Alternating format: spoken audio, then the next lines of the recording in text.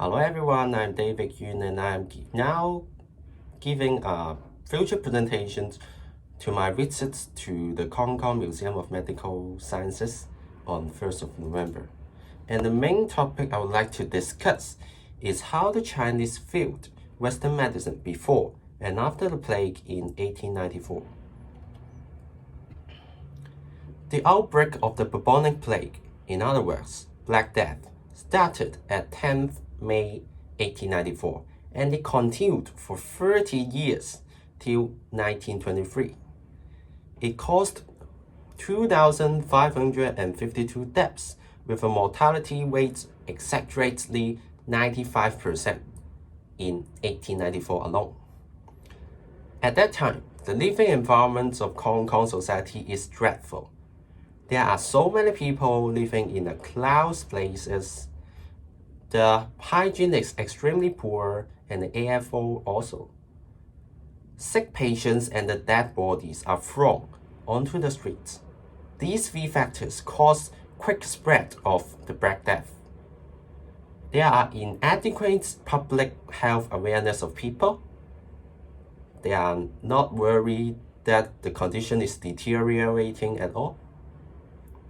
There are lots of wax on the surrounding thanks to the poor hygiene, and these wax finally become medium of transmission of the Black Death.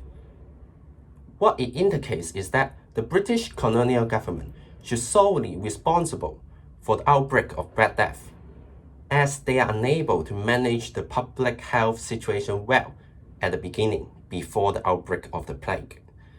And also it indicates that the outbreak become the preliminary factor of implementations of multiple policies to settle down the situation, which I will include in the later slides. And the colonial government actually made some immediate responses. They isolate the patients far from the residential areas. They just bury and burn the crops. They burn the houses of the patients, and they encourage citizens to catch dead rats by awarding them with some kind of money. But what it means is, although isolation prevents the continuous outbreak of the disease, some statistics showed those patients and even medical staffs there are mostly dead because of the behind of both Chinese and Western medicines in curing the plague. It didn't stop the disease at all. And the encouragement of catching rats increased the chances of contact between the people and the rats.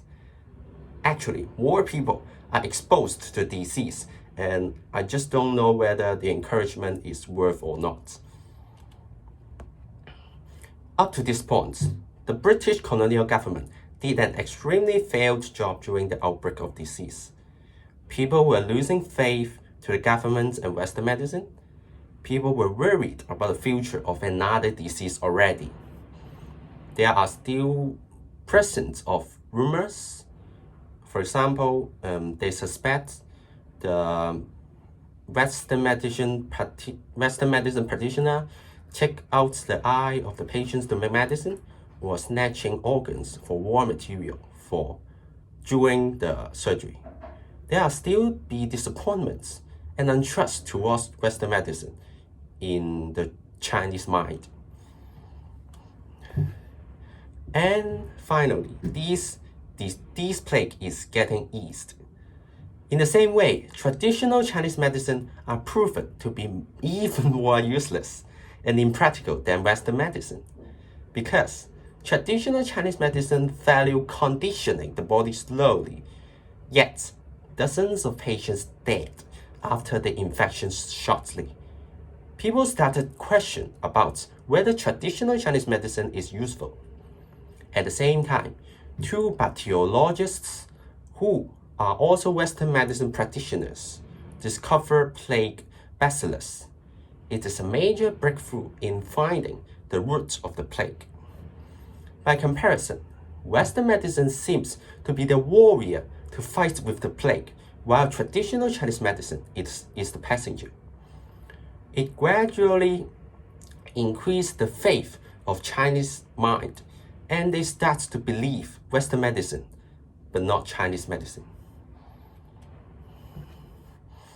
And as I mentioned before, this outbreak of plague actually induced colonial governments to do something, to implement more policies to cure this plague. They established bacteriological institutes. It is a laboratory established in 1906 by the government to do research on the plague so as to solve the plague.